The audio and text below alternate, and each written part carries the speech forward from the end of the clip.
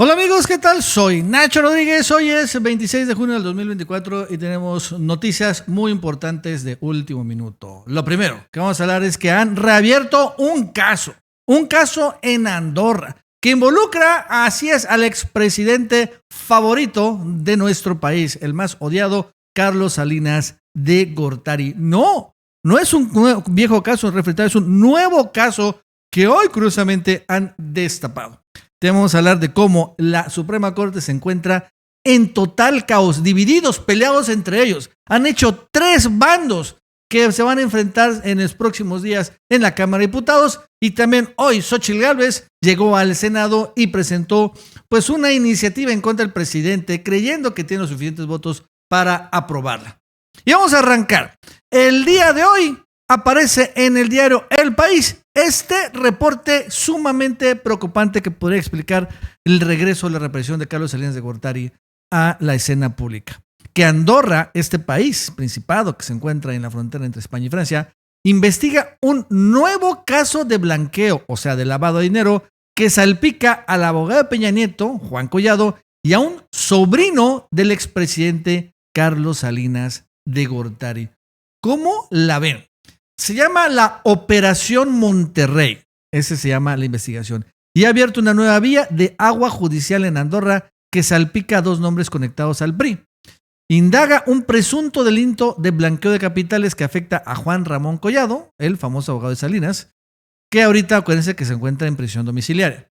La causa investiga la trastienda de un traspaso interno, un sistema de envío de fondos entre 2 clientes de un banco que no deja rastro, de $450,000. Collado transfirió este dinero en noviembre de 2008 al familiar, o sea, al sobrino de Salinas de Gortari, a través de las cuentas que ambos manejaron en la banca privada de Andorra, que utilizaban como paraíso fiscal. Y bueno, la pregunta es, ¿por qué Juan Collado envió $450,000 a Salinas Pasalagua, que es el sobrino de Carlos Salinas? ¿Por qué el dinero circuló por un alambicado y laberíntico tinglado financiero? Y bueno, aquí es donde se encuentra la causa de la investigación, que podría ser todo otro lavado de dinero más. Otro que involucra a Juan Collado, eso es importantísimo, ¿no? Que se encuentra en este momento en prisión domiciliaria, pero sigue todo el proceso. Se encuentra libre, pero no libre como tal, no ha sido exonerado.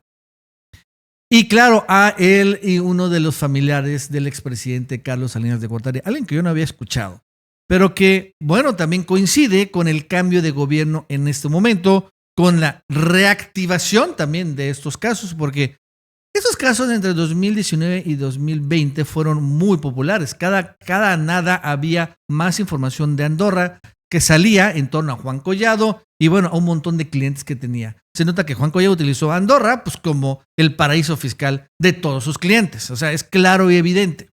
Y que la policía de Andorra empezó a investigar a Juan Collado y ahí salió toda la cloaca. Pero ahora se centra en Salinas de Gortari y se está reactivando.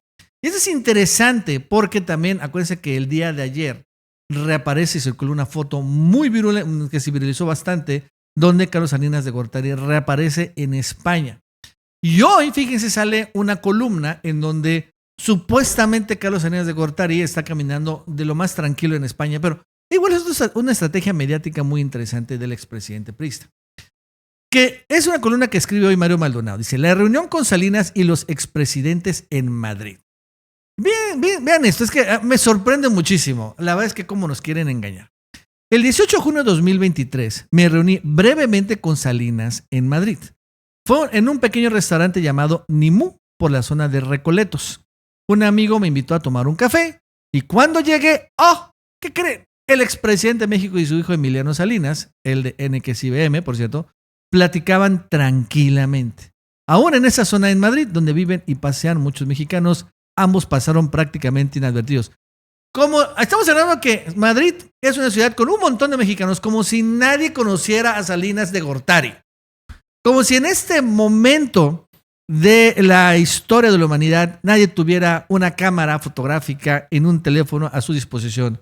Inmediatamente pudieran tomar fotos, ¿no? O sea, honestamente, eso es lo que me sorprende. Bueno, y pasan prácticamente inadvertidos. Bueno, dice prácticamente, pero no inadvertidos. Ahora, hablamos de algunos de los temas económicos de México, como la venta de Banamex. Ok. Y bueno, supuestamente después se fue inmediatamente. Ahora, eso fue, qué casualidad, pero fueron dos casualidades. Ese mismo día, más tarde, volví a encontrarlo de casualidad. ¡Oh, Dios mío! Salía de un restaurante con su hija Cecilia y su esposo Alfredo García. Me vio y me dijo que iría a una librería cercana que podría ir con él. Caminamos unas cuadras y entramos a una tienda. Miró brevemente algunos libros y fue a la caja a pagar uno relacionado con el populismo. O sea, ¿qué es lo que está diciendo este columnista? Que se vio con Carlos Salinas de Gortari, ¿no? La misma fecha que vio también a Enrique Peña Nieto, porque ahí fue que entrevistó a Peña Nieto y que sacó un libro en torno a Peña Nieto. Es lo que está diciendo, o sea, está de regreso a Salinas de Gortari. De eso se trata. Ya se va López Obrador y entonces quiere regresar Salinas de Gortari. Pero también vemos que al final también hay otros resortes, ¿no? Como estamos viendo en el caso de Andorra, que, bueno, pues también están impactando y se podrían reactivar casos, expedientes judiciales en contra de él. Y yo también veo algo, vale la pena señalar, que lo he repetido, voy a volver a comentar. Claudia Sheinbaum no es López Obrador, aunque digan que es lo mismo, que es una calca, pero no, tiene algo muy distinto, una visión de llevar a la justicia a los políticos. López Obrador, cuando él era candidato presidencial, él prometió y señaló que él no se iba a encargar de perseguir a nadie, a ningún político, ¿no? Menos expresidentes. Era una estrategia que le dijo él de punto final. Y lo cumplió. No llevó a ningún expresidente. Incluso, acuérdense que él armó una consulta para ver si investigaba expresidentes. Y aunque claro que ganó avasalladoramente, aún así no fue suficiente en los votos para que fuera obligatorio. Y cumplió. No investigó a expresidentes. O sea, sí, la fiscalía y lo que quieren más investigaron, pero no hubo realmente una investigación de Estado, vamos a llamarla así.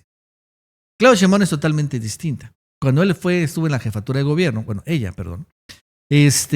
investigó a el exfuncionarios, al exjefe de gobierno Miguel Ángel Mancera, a alcaldes y exalcaldes corruptos, en particular de Benito Juárez, y no llegó a un acuerdo político y los mandó a la cárcel a todos los que pudo.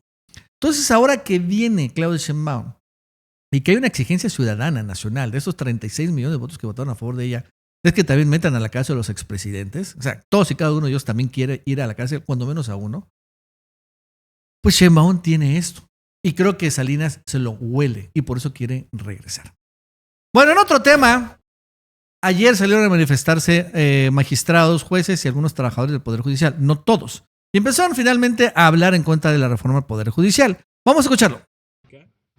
Nuestra labor requiere de gente preparada. Olvidemos este propagandismo populista, vulgar, acerca de que nuestro trabajo lo puede hacer cualquiera. No, señores, el trabajo es especializado, el trabajo es de estudio, el trabajo es de compromiso, porque no andamos en las calles levantando panfletariamente argumentos para que convencer a los demás. Convencemos nada más a través de nuestras resoluciones. Si se da una reforma destructiva del Poder Judicial, no habrá con quién ir a hablar y hacer valer la ley, ni la Constitución. No habrá condiciones de trabajo que defender. No habrá ante quién ir a hacer valer su voz. No habrá un tribunal que escuche a la gente. No habrá un tribunal como el que dijo José María Morelos y Pavón, que escuche a la gente, al desvalido. Por eso, lo que estamos planteando aquí no es un rechazo a mejorar, al contrario. ¡Qué mentirosos! Caray, honestamente, vamos a ver quiénes son. ¡Qué mentirosos! Primero este señor, Reinaldo Manuel Reyes Rosas, en donde dice que su trabajo solo ellos lo pueden hacer, que todo es una cosa, no son panfleteros ni nada. Y a ver, también en la reforma al Poder Judicial, si bien pues va a ser electos por el voto popular, pero acuérdense quiénes van a ser los candidatos, porque dicen, entonces yo me puedo postular como ministro y puedo ser votado. No, güey, no. O sea, 10, va a haber cada poder va a proponer a 10 candidatos. 10 el Poder Ejecutivo, 10 candidatos el Poder Legislativo y 10 candidatos el Poder Judicial. Digo, de entrada. O sea, eso es importante tenerlo claro. Y evidentemente yo supongo que cada poder va también a tener criterios para perfilar y proponer a esos 10 candidatos. Entre ellos, obviamente, tener experiencia judicial, evidentemente, bueno, si uno va a ser ministro, evidentemente también tener la preparación académica, haber pasado los exámenes, etcétera, ¿no? Es claro y evidente, o sea, eso es una. Porque es que cualquiera puede ser. No. Hay un filtro y van a ser los poderes de entrada, ¿no? Y el otro que dice, es que al final te van a quitar, no va a haber, literal, dice Poder Judicial, es lo que está diciendo. Ya nadie te va a atender. Ya no vas a encontrar. ¿Cómo? Precisamente porque nadie atiende al pueblo es que se va a votar.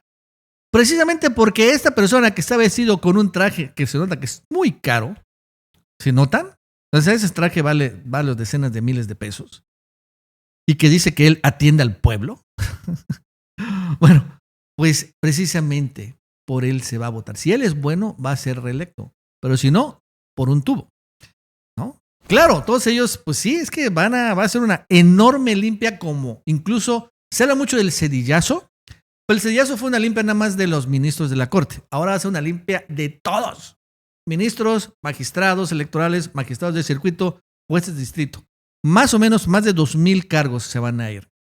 Y sí, va a ser un gran terremoto. Pero eso es lo que también necesita. Sacudirse en serio la monstruosa corrupción en el Poder Judicial. Que no solo es una cuestión de que únicamente, no sé, protegen a Lito. Y no solo es eso. Es que baja hasta las catacumbas. Baja hasta también si uno de repente en un juzgado familiar dejan libre al violentador, al señor que está golpeando a la mujer. O sea, ¿y por qué? Pues porque también hay una corrupción. Es un Poder Judicial que en sus venas está la corrupción. Todo el mundo lo tiene claro. Uno tiene que llegar para con los jueces y estar pagando por todos lados mochadas. Eso hasta la cúpula, hasta la cúspide. Pero eso es lo que está pasando. Eso también ha generado una enorme división en la Corte. Hoy, Darío Celis saca una columna interesante porque también vemos un poco de manipulación. Dice, una profunda división es la que se vive en la Suprema Corte.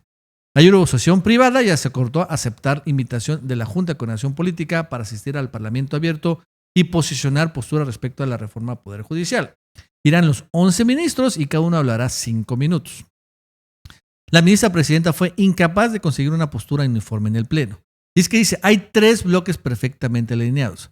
Los que están en abierto enfrentamiento con la 4T, Norma Piña, Javier Lainez, Juan Luis González Alcántara y Jorge Mario Pardo. El grupo más moderado y prudente, que nunca vio bien el choque en Obrador, Margarita Ríos Farjat, Alberto Pérez Dayán, Luis María Aguilar y Alfredo Gutiérrez Ortiz Mena. Y el bando afín a las causas obradoristas, integrado por Yasmín Esquivel, Loreta Ortiz y Lenia Batres. Lo cual se me hace totalmente falso, en particular dice el grupo más moderado. Margarita Ríos Farjat, una traidora, siempre estuvo en contra de López Obrador desde que llegó. Alberto Pérez Dayán, ni se diga. Y bueno, Luis María Aguilar, este personaje es el que al final, acuérdense que el ministro que protegía a Salinas Pliego. Curiosamente, Alfredo Gutiérrez Ortiz Mena, este personaje sí lo veo un poco más moderado. Este es el que quería ser presidente de la Corte en lugar de Norma Piña y por el que López Obrador maniobró para impedir lo que fuera. Y por eso llegó Norma Piña. Y ya vimos que al final, honestamente, salió más caro el caldo que las albóndigas. Porque él sí ha sido más moderado. Pero creo que al final Norma Piña sirvió un propósito, o está sirviendo. ¿Y cuál es el propósito? Que hizo las cosas tan mal que el presidente decidió meter la reforma al Poder Judicial. Nunca fue el plan del presidente hacer una reforma al Poder Judicial. No, que quede claro. Desde que estuvo en la campaña, en sus 100 compromisos de gobierno, nunca había el plan de reforma al Poder Judicial. Él estaba contento, satisfecho, o cuando menos no estaba en el radar. No estaba una reforma política de este gran calado. Y caminó. Se estaban dando y los ministros los propuso, los traicionaron, algunos no, pero ahí caminaban. Pero llega Norma Piña y les hizo las cosas, honestamente, tan partidizadas. Fue tan claro y evidente su corrupción, su ganas de fregarse a López Obrador, su interés y su intención de frenar todas las reformas del presidente, que López Obrador no tuvo de otra que proponer ya al final de su mandato el famoso Plan C, la reforma integral del Poder Judicial. Y bueno, estamos metidos en eso. Y fue gracias a Norma Piña. Así que, bueno, Norma Piña, por ti se van a ir todos. Esa es la realidad, porque Obrador no tenía en el radar eso y tampoco Claudia Sheinbaum, ¿no? Estaba más o menos porque la Corte no frenaba antes, como lo está haciendo Norma Piña, las iniciativas presidenciales, las aprobadas por mayoría. Pero ahora la verdad es que llegaron al extremo y estamos en el extremo. Por cierto, el día de hoy se reaparece Xóchitl Gálvez en el Senado de la República, dejando ya atrás el huipil, con igual muy bien vestida, con esta cadenota de oro. Y bueno, mete la iniciativa en donde quiere que a López Obrador se le sancione como traidor a la patria, según esto, traidor a la patria por haberse robado la elección. Sí, la Xóchitl haciendo sus xochiladas.